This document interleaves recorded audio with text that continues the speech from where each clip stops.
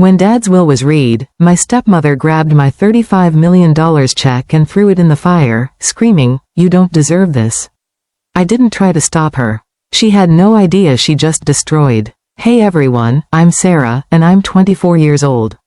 This story is about how my stepmother thought she destroyed my life, but actually handed me the sweetest revenge on a silver platter.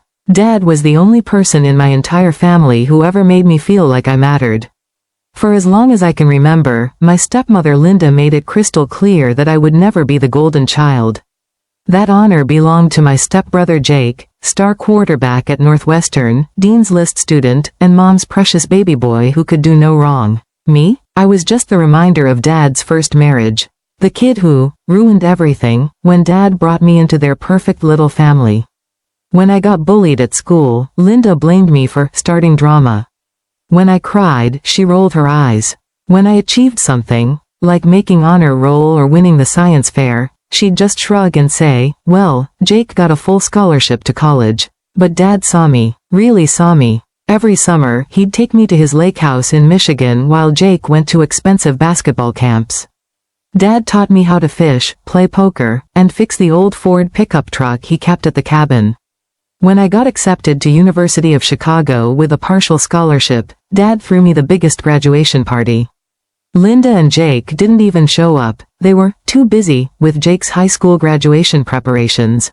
2 years ago, I made the hardest decision of my life. After a particularly brutal Thanksgiving dinner where Linda spent 3 hours comparing me to Jake and telling me how ungrateful I was, I'd had enough. I told them I was cutting contact. Dad pulled me aside that night and whispered, "Sweetheart, I support you. Do whatever gives you peace." I never realized how much those words would mean until I got the call that changed everything. The phone rang on a Tuesday morning. I was at my marketing job in downtown Chicago, drowning in spreadsheets and client presentations, when I saw Uncle Mike's number flash on my screen. My heart sank before I even answered. Dad had died in his sleep. He was only 68. What I didn't know was that Dad had been planning something for months, something that would expose Linda and Jake's true colors in the most spectacular way possible. I didn't cry at first. I just sat there in my tiny cubicle while life went on around me, coworkers grabbing their Starbucks runs, meetings about quarterly projections, the usual Tuesday chaos. Finally, I walked to my car and sat there for what felt like hours, letting it all sink in. Dad had been wealthy, not just comfortable, I'm talking old money rich. Real estate empire, stock portfolio, classic car collection, and a private safety deposit box full of gold coins and family heirlooms. Growing up, I always assumed Linda and Jake would inherit everything. That's how our family worked. Blood meant nothing, favoritism meant everything. A week after the funeral, I received an official letter that made my hands shake. It was an invitation to the will reading, scheduled for the following Friday at Dad's estate. The thing is, I almost didn't go. Linda had made it clear at the funeral that I wasn't welcome at family business. She'd actually told people I was only there for what I could get. But something inside me, maybe it was Dad's voice telling me to find peace, made me decide to show up. The will reading was held in Dad's home office, the one with the mahogany desk and leather-bound books that smelled like his cologne and old wisdom. The lawyer, Mr. Harrison, sat behind Dad's desk wearing a black suit and the strangest expression, like he knew a secret nobody else did. Linda was there in her best black dress, dabbing her eyes with tissues, though I noticed her makeup was perfect. Jake sat beside her in his Northwestern varsity jacket, looking bored and checking his phone. A few of Dad's business partners filled out the room, and then there was me, sitting in the corner like the family afterthought. Mr. Harrison cleared his throat and began reading. It started predictably. Donations to the American Cancer Society and local food bank, a vintage Mustang for Jake, some jewelry for Linda. Standard stuff. Then he got to my section. To my daughter Sarah, who stood by me when others turned away, who never asked for anything but gave me everything that mattered, I leave a personal check in the amount of $35 million. The room went dead silent. Linda's face turned white as a sheet. Jake's phone clattered to the floor. I sat frozen, unable to process what I'd just heard. Then Mr. Harrison opened his briefcase and pulled out an envelope with my name on it. Inside was a single check, dated and signed in Dad's handwriting. $35 million. But what happened next would change everything. I stared at the check, my hands trembling. $35 million. The numbers didn't even look real. It was more money than I'd ever dreamed of seeing, let alone owning. For about 10 seconds, the room stayed eerily quiet. Then all hell broke loose. Linda shot out of her chair like a rocket. "What the hell is this?" she screamed, her perfect composure completely shattered. "This is impossible. He wouldn't do this." Jake found his voice too. "Dad promised me the business. He said I'd take over everything when I graduated." But Linda wasn't done. Her face had gone from white to bright red, and she was shaking with rage. "You manipulative little bitch," she snarled at me. "You got your claws into him, didn't you? Turned him against his real family." I tried to speak, but she was on a roll. 2 years. 2 years you cut us off, and suddenly you're the princess? You think we're stupid? She was pacing now, gesturing wildly. "You probably fed him lies about us, made him think we didn't care." Mr. Harrison tried to restore order. "Mrs. Williams, please, if you could just. Don't you dare tell me to calm down." Linda whirled on him. "This is fraud. That girl poisoned my husband's mind." That's when she made her move. Before anyone could react, Linda lunged across the room and snatched the check right out of my hands. The paper crinkled as her fingers dug into it. "You selfish, ungrateful brat," she spat, waving the check in front of my face. "This should have been ours. We took care of him. We were here." Dad's business partners looked shocked. Mr. Harrison was calling for security. Jake just stood there, arms crossed, watching it all unfold like some twisted reality show. But Linda wasn't finished. She pulled out a silver Zippo lighter, the one Dad had given her for their anniversary years ago, and flicked it open. "This is what you get for cutting us off," she roared. The flame touched the corner of the check. I watched as fire crawled up the edges, turning Dad's signature into ash. The smell of burning paper filled the room. I didn't try to stop her. I didn't scream or cry or beg. I just smiled. Because what Linda had just destroyed wasn't my inheritance at all. It was something much more valuable, and she had no idea what she'd actually done. Linda and Jake stood there breathing hard, looking satisfied with themselves. The check was nothing but ashes on Dad's Persian rug. Linda had this smug expression, like she'd just taught me the lesson of a lifetime. "There," she said, brushing ash off her hands. "That's what happens when you try to steal from this family." Jake nodded along. "Maybe now you'll learn some respect." They had no idea what they'd just done. You see, what they destroyed, that flaming piece of paper, wasn't the money itself. It was a decoy, a test. Dad had set everything up months ago, and the real inheritance was already sitting safely in a trust fund that only I could access. The check was symbolic, a final way for Dad to expose their true character. And boy, did they fail spectacularly. I didn't tell them that, of course. Not yet. Let them carry that smug sense of victory for a little while longer. Mr. Harrison said nothing, but I caught his eye and saw something there. He knew. He knew they'd just revealed exactly who they were, precisely the way Dad had expected. I stood up calmly, smoothed down my black dress, and nodded politely to Mr. Harrison.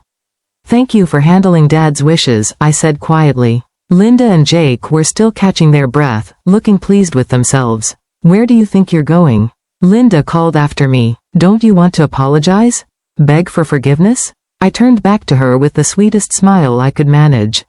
"I'm going home, to process everything." "Good," Jake said. "Maybe now you'll understand how the real world works." I walked out of that house while they shouted behind me, demanding explanations, demanding apologies, demanding what they thought was rightfully theirs. But I didn't look back. The estate transfer completed 2 weeks later.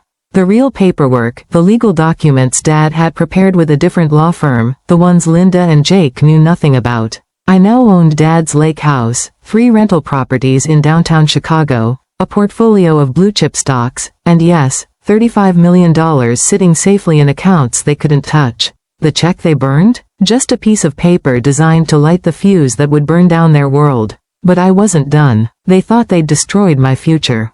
Instead, they'd just lit the match that would burn theirs to the ground. For 2 weeks, I said nothing. No social media posts, no angry phone calls, no dramatic confrontations. I just quietly moved into a luxury apartment in Lincoln Park, thanks to the trust fund Dad had set up under a completely different name years earlier. Linda and Jake thought they'd won. They had no idea what was coming. I started with some detective work. I hired a private investigator, a woman named Rachel who Dad's business attorney had recommended. I asked her to dig into Linda and Jake's finances, and what she found was beautiful. Turns out, my wealthy stepfamily wasn't nearly as well off as they pretended. They'd borrowed against the house twice, maxed out credit cards, and taken out personal loans to maintain their lifestyle. Jake's college tuition? Funded by debt. Linda's designer handbags and spa weekends? All smoke and mirrors. They were drowning in payments, and Dad's death had cut off their main source of income. Next, I called Mr. Harrison again and asked about something I'd remembered from the will reading. Dad had included a very specific clause that his original lawyer had mentioned briefly. Anyone who contested the will would forfeit their entire inheritance. No exceptions. Would what they did, destroying the check in front of witnesses, count as contesting the will? I asked. Mr. Harrison's response was immediate, absolutely. I have security footage of the entire incident. Within days, he filed the necessary paperwork. Linda and Jake's minor inheritances, a small vacation condo in Wisconsin and an investment account worth about $50,000, were legally revoked. That was just the beginning. I knew Linda lived for her reputation. She was the type who threw elaborate dinner parties, sent out perfect Christmas cards, and bragged about Jake's internships at the country club. But that world was fragile. I submitted anonymous tips to several organizations they were involved with, the local hospital board where Linda volunteered, the yacht club where they held memberships, and their church where Linda ran the women's ministry. I attached the security footage from the will reading. The video showed everything. Linda screaming, grabbing the check, and literally setting it on fire while calling me names I won't repeat here. By the end of the week, they were politely asked to step down from their positions. The yacht club revoked their membership. Their church friends started crossing the street to avoid them. But I wasn't finished. I had one more family member to deal with, and what Jake told me would change everything. I hadn't spoken to Jake in over a year, but I figured I owed him a chance. Not for his sake, for mine. I needed to know if there was anything left of the boy I'd once built tree forts with. I texted him to meet me at a coffee shop in downtown Evanston, near Northwestern's campus. He showed up looking rough, tired, stressed, not at all like the golden boy he used to be. "You look like hell," I said, sliding him a coffee. He laughed bitterly. "Thanks. That's exactly what I needed to hear." We sat in awkward silence for a few minutes before he finally spoke up. "I got fired," he said quietly. "The marketing firm I was supposed to start at after graduation? They rescinded the offer during budget cuts. I'm back living with Mom, waiting tables at Applebee's." I nodded. "I'm sorry to hear that. Are you, though?" He looked up at me with eyes I didn't recognize. "Are you really sorry, or are you just here to gloat?" That's when I told him the truth. About the decoy check, about Dad's real will, about the trust fund that was already in my name. I pulled out the original paperwork and showed him Dad's signature and Mr. Harrison's seal. Jake stared at the documents like they were written in a foreign language. Then he started laughing, a hollow, empty sound. "They destroyed everything," he muttered. "Mom kept saying you manipulated Dad, that you were selfish and ungrateful." I believed her. "You always did," I said. He looked up at me with something I hadn't seen since we were kids, regret, maybe even shame. "I'm not asking for money," he said quietly. "I know I don't deserve it. But Sarah, if there's anything I can do to make this right, just tell me." I studied his face, looking for signs of the manipulation I'd grown up with. But all I saw was exhaustion and genuine remorse. "The only thing I want," I said, "is for you to stop being her mouthpiece. See things clearly for once. Maybe even get out before she drags you down with her." We didn't hug. It wasn't some magical reconciliation. But when he walked away, he was quieter than when he'd arrived.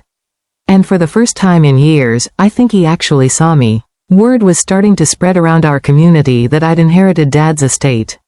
And Linda? She was about to enter full panic mode. By the time news spread through our community that I'd inherited the bulk of Dad's estate, Linda was in complete meltdown mode. The phone calls started immediately. Voicemails full of rage. "This money was never meant for you. You brainwashed him. You turned him against his real family. You owe us." Then came the texts, the emails, the desperate attempts to reach me through mutual friends. When I didn't respond, Linda tried a different approach. She sent a tearful voice message saying they were about to lose the house, that Jake couldn't afford to go back to school, that I was destroying their lives. I listened to that message exactly once. Then I deleted it. Actions have consequences. They wanted to burn something? Let them watch their whole world go up in flames. I spent the next few months putting Dad's money to good use. I invested a portion in a literacy foundation he'd always supported, refurbished his lake house, and even adopted a golden retriever named Buddy. Some evenings, I sit on the deck with a glass of wine, watching the sunset over the water, and I imagine Dad sitting beside me. I think he'd be proud. He didn't leave me the money because he wanted to spoil me. He left it because he believed in me. He knew I'd use it wisely, not just to build a better life, but to cut ties with people who tried to destroy me. Linda and Jake still tell anyone who'll listen that I stole from them, that I tricked Dad, that I manipulated the system. But they don't hold power over me anymore. Not over Jake, either. He moved out last month and got his own apartment. We're not close, but we're civil. It's a start. The best part? 6 months later, Linda had to sell the house. She and her perfect reputation moved to a small apartment across town. The yacht club friends don't call anymore. The church ladies whisper when she walks by. She destroyed what she thought was my future, but all she really burned was a piece of paper. In doing so, she revealed her truth, and gave me the greatest gift of all, freedom. So let them rage. Let them burn with jealousy and regret. All they really destroyed was their own integrity. But in that moment, watching those flames consume Dad's fake check, they showed me exactly who they were. And now the whole world knows it too. Dad always said the truth has a way of coming out. He was right, it just took a little fire to light the way.